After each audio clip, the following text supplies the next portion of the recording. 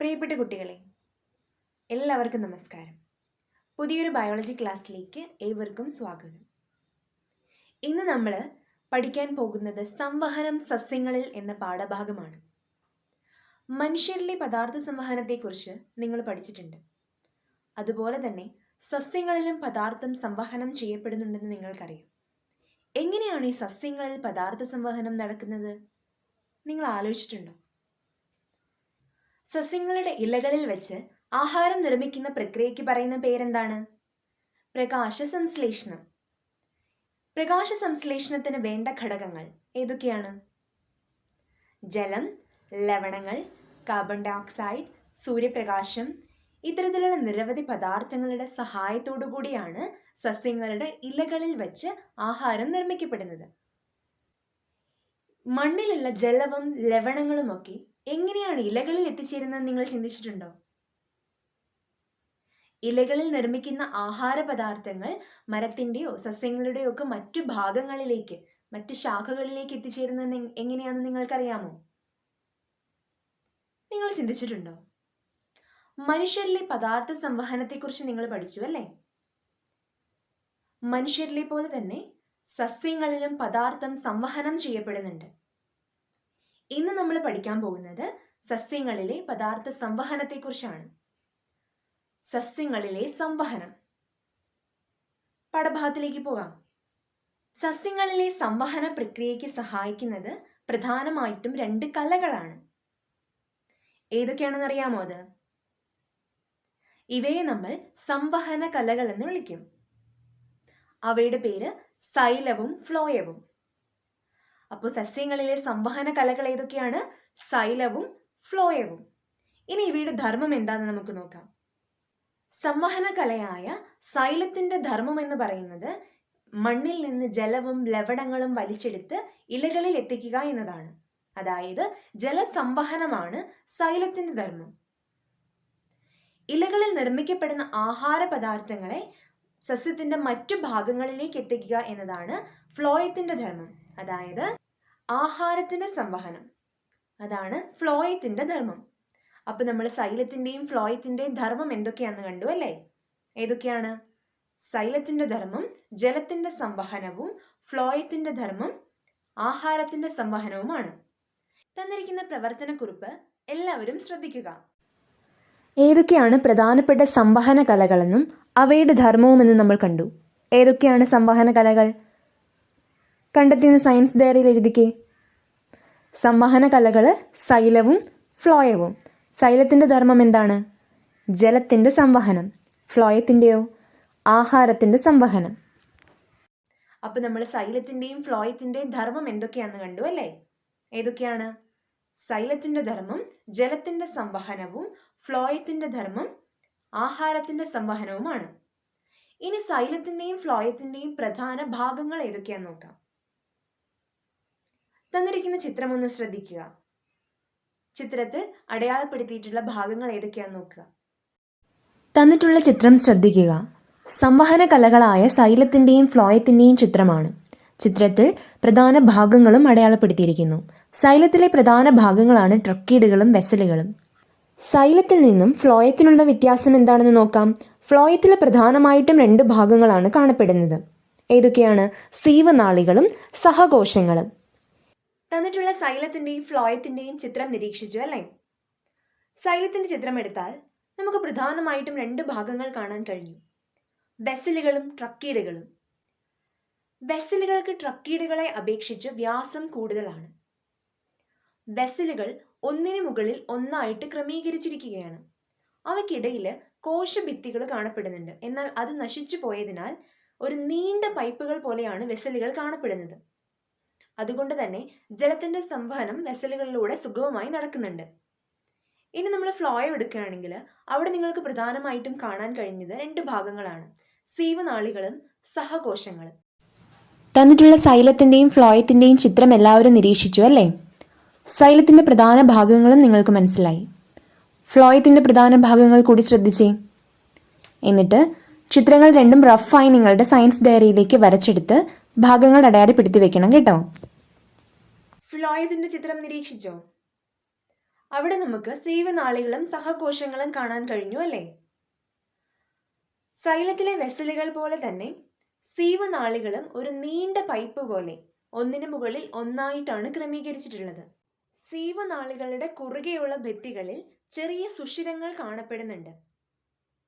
ഈ സുഷിരങ്ങളിലൂടെ സീവനാളികളിലെ കോശദ്രവ്യങ്ങൾ തമ്മിൽ പരസ്പരം ബന്ധപ്പെട്ടിരിക്കുന്നു.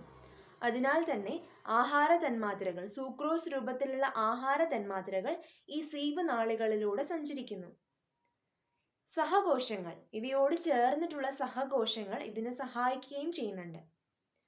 അപ്പോൾ സൈലത്തിലെയും ഫ്ലോയത്തിലെയും പ്രധാന ഭാഗങ്ങൾ ഏതൊക്കെയാണെന്ന് കണ്ടു. അവയുടെ ഘടന ജലസംവഹനത്തിനും ആഹാര സംവഹനത്തിനും എങ്ങനെയാണ് സഹായിക്കുന്നതെന്ന് മനസ്സിലായില്ലേ? സസ്യങ്ങളിലെ സംവഹനം അഥവാ ട്രാൻസ്പോർട്ടേഷൻ ഇൻ പ്ലാന്റ്സ് സംവഹന കലകളുടെ മാത്രം സഹായത്തോടു കൂടിയാണ് നടക്കുന്നത്? അല്ല, സംവഹന പ്രക്രിയയെ സഹായിക്കുന്ന ചില പ്രക്രിയകളുണ്ട്. അതിൽ പ്രധാനപ്പെട്ടവയാണ് സസ്യസ്വേദനം, ഓസ്മോസിസ്, മൂലമർദ്ദം, അഡ്ഹിഷൻ, കൊഹിഷൻ, വലിവ് അഥവാ ട്രാൻസ്പിരേഷൻ പുൾ. ഇവയുടെ ഒക്കെ സഹായത്തോടു കൂടിയാണ് സസ്യങ്ങളിൽ സംവഹന പ്രക്രിയ പൂർണ്ണമാകുന്നത്. ഇനി ഇവ ഓരോന്നും എന്താണെന്ന് നമുക്ക് നോക്കാം. സസ്യസ്വേദന പ്രക്രിയ പരിചയപ്പെടുന്നതിനായിട്ട് ടീച്ചർ ഒരു പരീക്ഷണം ചെയ്യാം. എല്ലാവരും ശ്രദ്ധിക്കണം കേട്ടോ. പരീക്ഷണത്തിലൂടെ നമുക്ക് എന്താണ് സസ്യസ്വേദനമെന്ന് കൂടുതൽ വ്യക്തമായി പഠിക്കാം. നിങ്ങൾ വീട്ടിൽ പരീക്ഷ നോക്കണം കേട്ടോ. ഇപ്പൊ ഇവിടെ ശ്രദ്ധിക്കുക. ഇലകളോടുകൂടിയ ഒരു ചെടി നിൽക്കുന്ന ചെടിച്ചട്ടി എടുക്കുക. അതിനെ സുതാര്യമായ ഒരു കവർ കൊണ്ട് പൊതിയുക. എ എന്ന് മാർക്കും ചെയ്യുക. ഇതുപോലെ തന്നെ ഒഴിഞ്ഞ ഒരു ചെടിച്ചട്ടി എടുത്ത് അതിനെയും സുതാര്യമായൊരു കവർ കൊണ്ട് പൊതിഞ്ഞ് ബി എന്ന് മാർക്ക് ചെയ്യുക. 2 ചെടിച്ചട്ടികളും സൂര്യപ്രകാശം കിട്ടുന്ന രീതിയിൽ ക്രമീകരിക്കുക. കുറച്ച് സമയങ്ങൾക്ക് ശേഷം കവറിലുണ്ടായ മാറ്റം എന്താണെന്ന് നിരീക്ഷിക്കുക. എ എന്ന് മാർക്ക് ചെയ്ത പോളിത്തീൻ കവറിനുള്ളിൽ നമുക്ക് ജലാംശം കാണാൻ സാധിക്കും. ബി എന്ന കവറിനുള്ളിൽ ജലാംശം ഉണ്ടാവുന്നില്ല. എന്തായിരിക്കാം ഈ ജലാംശത്തിന് കാരണം? ഇതാണ് സസ്യസ്വേദനം. വേരുകൾ വലിച്ചെടുക്കുന്ന ജലം ഇലകളിൽ നിന്നും ബാഷ്പീകരണം മൂലം നഷ്ടപ്പെടുന്ന പ്രക്രിയയാണ് സസ്യസ്വേദനം. എല്ലാവരും പരീക്ഷണം ശ്രദ്ധിച്ചില്ലേ? എന്താണ് സസ്യസ്വേദനം? ഇലകളിൽ നിന്ന് ബാഷ്പീകരണം മൂലം ജലം നഷ്ടപ്പെടുന്ന പ്രക്രിയയാണ് നമ്മൾ സസ്യസ്വേദനം എന്ന് പറയുന്നത്. വേരുകളിൽ നിന്നും ഇലകളിലേക്ക് ജലത്തിന്റെ സംവഹനത്തിനായിട്ട് സസ്യസ്വേദനം പ്രധാന പങ്ക് വഹിക്കുന്നുണ്ട്. കണ്ടെത്തിയ നിഗമനങ്ങൾ എല്ലാവരും സയൻസ് ഡയറിയിൽ രേഖപ്പെടുത്തിയോ? ഓസ്മോസിസ് എന്ന പ്രക്രിയയെക്കുറിച്ച് നിങ്ങൾ കേട്ടിട്ടുണ്ടോ? എന്താണ് ഓസ്മോസിസ്? ടീച്ചർ ഒരു ഉദാഹരണം പറയാം. നമ്മൾ ഉണക്കമുന്തിരി വെള്ളത്തിലിട്ട് വെക്കുക എന്ന് വിചാരിക്കുക. എന്ത് സംഭവിക്കും? മുന്തിരിങ്ങ വീർത്ത് വരും അല്ലേ? എങ്ങനെയാണ് അത് സംഭവിക്കുന്നതെന്ന് ആലോചിച്ചിട്ടുണ്ടോ? മുന്തിരിക്കുള്ളില് ജലത്തിന്റെ ഗാഢത വളരെ കുറവാണ്. എന്നാൽ പുറമേയോ ജലത്തിന്റെ അളവ് കൂടുതലും. അപ്പൊ എന്ത് സംഭവിക്കും? ഗാഢത കൂടിയ സ്ഥലത്ത് നിന്ന് ജലം കുറഞ്ഞ സ്ഥലത്തേക്ക് സഞ്ചരിക്കാൻ തുടങ്ങും. അങ്ങനെയാണ് മുന്തിരിക്കുള്ളിൽ വെള്ളം ഉണ്ടാകുന്നത്. ഈ പ്രക്രിയയാണ് സത്യത്തിൽ ഓസ്മോസിസ് എന്ന് പറയുന്നത്. ഓസ്മോസിസ് എന്ന പ്രക്രിയ സസ്യങ്ങളിലെ സംവഹനത്തിന് എങ്ങനെയാണ് സഹായിക്കുന്നത്? വേരുകളിലെ കോശങ്ങളിൽ ജലത്തിന്റെ ഗാഢത കൂടുതലാണ്. ഗാഢത കുറഞ്ഞ ഇലകളിലെ കോശങ്ങളിലേക്ക് ജലം സഞ്ചരിക്കാൻ തുടങ്ങും. അപ്പൊ ഗാഢത കൂടിയ സ്ഥലത്ത് നിന്നും കുറഞ്ഞ സ്ഥലത്തേക്ക് ജലം സഞ്ചരിക്കാൻ തുടങ്ങും. ഇതാണ് ഓസ്മോസിസ്. ബാഷ്പീകരണം നടക്കുന്ന സമയം ഇലകളിലെ ആസ്യരന്ധ്രങ്ങളിലൂടെ ജലം നഷ്ടപ്പെടുന്നുണ്ടെന്ന് നിങ്ങൾക്കറിയാം. എന്താണ് ഈ ആസ്യരന്ധ്രങ്ങൾ അഥവാ സ്റ്റൊമേറ്റ? ഇലകളുടെ പുറമേ കാണപ്പെടുന്ന ചെറിയ സുഷിരങ്ങളാണ്. ടീച്ചർ ഒരു വീഡിയോ കാണിക്കാം. വീഡിയോ എല്ലാവരും ശ്രദ്ധിക്കുക. ശ്രദ്ധിച്ച് കണ്ടതിന് ശേഷം തന്നിരിക്കുന്ന ചോദ്യങ്ങൾക്ക് ഉത്തരം കണ്ടെത്തി സയൻസ് ഡയറിയിൽ എഴുതണം. റെഡിയാണോ? സസ്യങ്ങളിലെ സംവഹനം, സൈലവും ഫ്ലോയവും. സസ്യങ്ങളിലെ സംവഹന കലകളായ സൈലവും ഫ്ലോയവും വേര് മുതൽ ഇലകൾ വരെ വ്യാപിച്ചു കിടക്കുന്നു. സസ്യകാണ്ഡത്തിലൂടെ ഇലകളിലെത്തുന്ന ജലം ഇലകളിലെ ആസ്യരന്ധ്രങ്ങളിലൂടെ നഷ്ടപ്പെടുന്ന പ്രക്രിയയാണ് സസ്യസ്വേദനം. സസ്യസ്വേദന പ്രക്രിയയെ പ്രധാനമായും സഹായിക്കുന്നത് ജലത്തിൻ്റെ അഡ്ഹീഷൻ, കൊഹിഷൻ പ്രത്യേകതകളാണ്. ജലതന്മാത്രകൾക്ക് അവ സഞ്ചരിക്കുന്ന കുഴലുമായി ഒട്ടിച്ചേർന്ന് നിൽക്കാനുള്ള കഴിവുണ്ട്. അതിനെ അഡ്ഹീഷൻ എന്ന് പറയുന്നു. ജലതന്മാത്രകൾക്ക് പരസ്പരം ഒട്ടിച്ചേർന്ന് നിൽക്കാനുള്ള കഴിവുണ്ട്. അതിനെ കൊഹിഷൻ എന്നും പറയുന്നു. അതുപോലെ തന്നെ ജലത്തിൻ്റെ ആഗിരണം നടക്കുന്ന സമയം വേരുകളിൽ രൂപപ്പെടുന്ന മൂലമർദ്ദവും ജലത്തിൻ്റെ സംവഹനത്തിന് സഹായിക്കുന്നു. വീഡിയോ എല്ലാവരും ശ്രദ്ധയോടെ നിരീക്ഷിച്ചു എന്ന് വിചാരിക്കുന്നു. തന്നിട്ടുള്ള ചോദ്യങ്ങളൊന്ന് ശ്രദ്ധിക്കുക. ഉത്തരങ്ങൾ കണ്ടെത്തി നിങ്ങളുടെ സയൻസ് ഡയറി രേഖപ്പെടുത്താൻ ശ്രമിക്കാമോ? ചെയ്തു നോക്കൂ. ചോദ്യങ്ങൾ എല്ലാവരും ശ്രദ്ധിച്ചേ. ഒന്നാമത്തെ ചോദ്യം എന്താണ്? എന്താണ് അഡ്ഹീഷൻ? 2. എന്താണ് കൊഹിഷൻ? മൂന്നാമത്തെ ചോദ്യം എന്താണ് മൂലമർദ്ദം? വീഡിയോയിൽ നിന്ന് എല്ലാവർക്കും ചോദ്യത്തിന് ഉത്തരം മനസ്സിലായെന്ന് ഞാൻ വിചാരിക്കുന്നു. ഉത്തരങ്ങൾ കണ്ടെത്തി എഴുതിക്കേ. എന്താണ് അഡ്ഹീഷൻ, കൊഹിഷൻ? ഇവ തമ്മിലുള്ള വ്യത്യാസം എന്താണെന്ന് മനസ്സിലായോ? അഡ്ഹീഷൻ എന്നാൽ ജലതന്മാത്രകൾക്ക് അവ സഞ്ചരിക്കുന്ന കുഴലുകളുടെ ഭിത്തിയുമായിട്ട് ഒട്ടിച്ചേർന്ന് നിൽക്കാനുള്ള കഴിവുണ്ട്. ഇതിനെ നമ്മൾ അഡ്ഹീഷൻ എന്ന് പറയുന്നു. എന്നാൽ കൊഹിഷൻ എന്നാൽ ജലതന്മാത്രകൾക്ക് പരസ്പരം ഒട്ടിച്ചേർന്ന് നിൽക്കാനുള്ള കഴിവുണ്ട്. ഇതിനെ നമ്മൾ കൊഹിഷൻ എന്നും പറയുന്നു. അപ്പം അഡ്ഹീഷനും കൊഹിഷനും തമ്മിലുള്ള വ്യത്യാസം മനസ്സിലായില്ലേ? മൂന്നാമത്തെ ചോദ്യം എന്താണ്? എന്താണ് മൂലമർദ്ദം?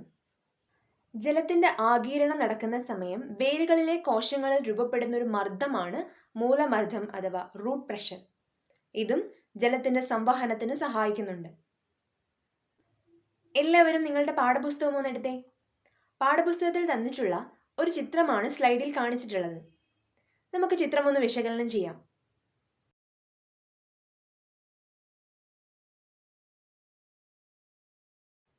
തന്നിട്ടുള്ള ചിത്രം എല്ലാവരും നിരീക്ഷിച്ചോ? ചിത്രത്തിൽ നിങ്ങൾക്ക് എന്തു മനസ്സിലായി? മൂലലോമം അഥവാ റൂട്ട് ഹെയർസ് മണ്ണിൽ നിന്ന് വലിച്ചെടുക്കുന്ന ജലവും ലവണങ്ങളും വേരുകളിലെ കോശങ്ങളിലേക്ക് എത്തിക്കുന്നു. ഓസ്മോസിസ് പ്രക്രിയയുടെ ഫലമായിട്ട് വേരുകളിലെ കോശങ്ങളിൽ നിന്ന് ജലം മുകളിലേക്ക് പ്രവേശിക്കുന്നു. എന്താണ് ഓസ്മോസിസ്?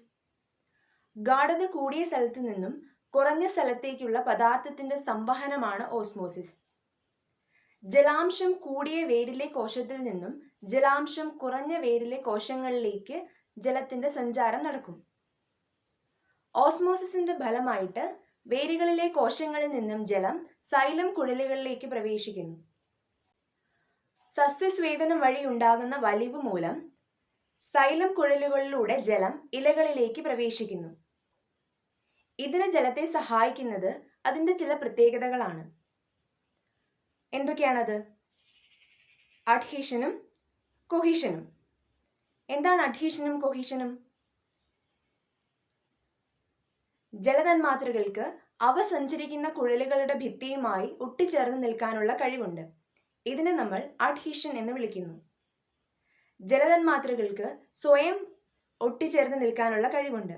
ഇതിനെ കൊഹീഷൻ എന്നും പറയുന്നു.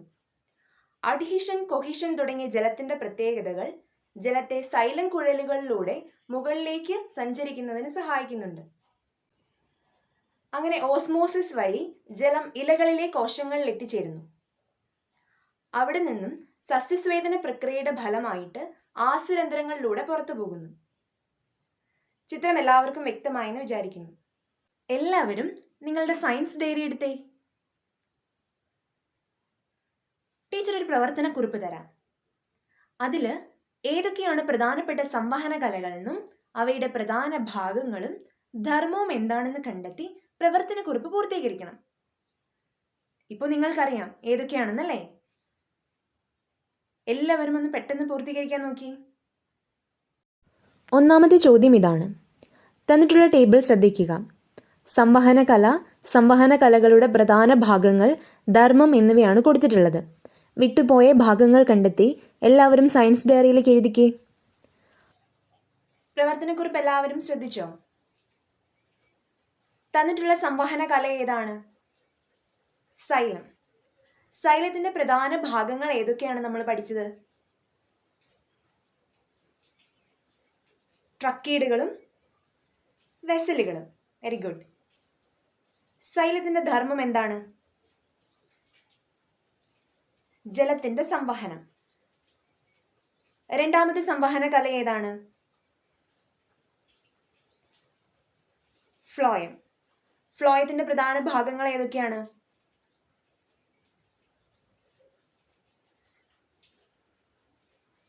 സീവ് നാളികളും സഹകോശങ്ങളും. ഫ്ലോയത്തിന്റെ ധർമ്മം എന്താണെന്നാണ് നമ്മൾ പഠിച്ചത്? ആഹാരത്തിന്റെ സംവഹനം. ഇന്ന് നമ്മൾ 2 സംവഹന കലകളെ കുറിച്ചാണ് ചർച്ച ചെയ്തത്, സൈലവും ഫ്ലോയവും. സൈലത്തിന്റെ ധർമ്മം ജലത്തിന്റെ സംവഹനവും ഫ്ലോയത്തിന്റെ ധർമ്മം ആഹാരത്തിന്റെ സംവഹനവുമാണ്. വിട്ടുപോയ ഭാഗങ്ങൾ എല്ലാവരും പൂർത്തീകരിച്ചെന്ന് വിചാരിക്കുന്നു. എല്ലാ കൂട്ടുകാരും പ്രവർത്തനക്കുറിപ്പ് പൂർത്തീകരിച്ചോ? Very good. രണ്ടാമത്തെ ചോദ്യം ഇതാണ്. സസ്യത്തിൽ പദാർത്ഥങ്ങളുടെ സംവഹനം കാണിക്കുന്ന ഒരു ചിത്രമാണ് തന്നിട്ടുള്ളത്. ചിത്രം നിരീക്ഷിക്കുക. തന്നിട്ടുള്ള ചോദ്യങ്ങൾക്ക് ഉത്തരം കണ്ടെത്താമോ? എ, ബി എന്നിവ സൂചിപ്പിക്കുന്ന സംവഹന കലകൾ തിരിച്ചറിയുക. രണ്ടാമത്തെ ചോദ്യം എന്താണ്? സസ്യങ്ങളിലെ പദാർത്ഥ സംവഹനവുമായി ബന്ധപ്പെട്ടൊരു ചിത്രമാണ് തന്നിട്ടുള്ളത്. സംവഹന കലകളുടെ ധർമ്മം അറിയാമെങ്കിൽ ഏതൊക്കെയാണ് സംവഹന കലകൾ എന്ന് തിരിച്ചറിയാൻ പറ്റില്ലേ? അടയാളപ്പെടുത്തിയിട്ടുള്ള ഭാഗങ്ങൾ ശ്രദ്ധിച്ചേ. എ, ബി എന്ന് അടയാളപ്പെടുത്തിയിട്ടുള്ള സംവഹന കലകൾ ഏതൊക്കെയാണെന്ന് തിരിച്ചറിയുക. അതാണ് ആദ്യത്തെ ചോദ്യം. എ എന്ന് അടയാളപ്പെടുത്തിയ സംവഹന കല ഏതാണ്? ചിത്രം ഒന്നുകൂടി നിരീക്ഷിച്ചേ.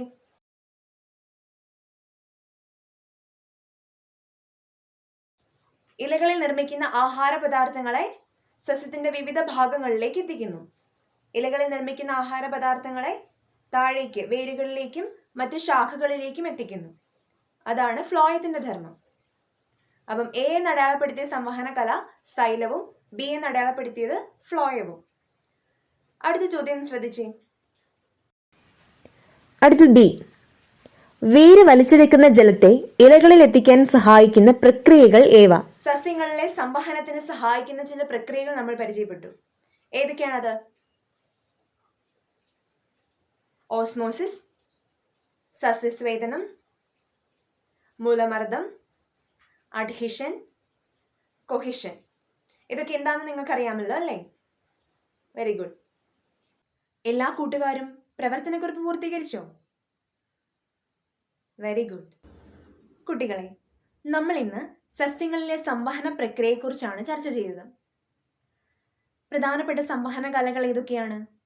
സൈലവും ഫ്ലോയവും. സൈലം ജലത്തിന്റെ സംവഹനത്തിനും ഫ്ലോയം ആഹാരത്തിന്റെ സംവഹനത്തിനും സഹായിക്കുന്നു.